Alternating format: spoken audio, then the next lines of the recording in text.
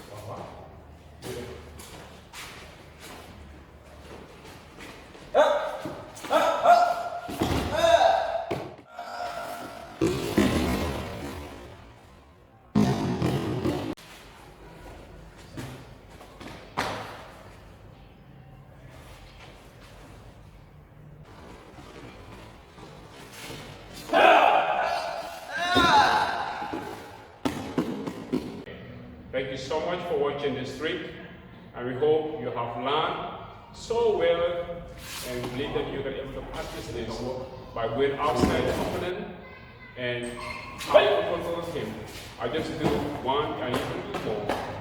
Alright. Okay, thank you guys, and also don't forget to subscribe to our YouTube channel.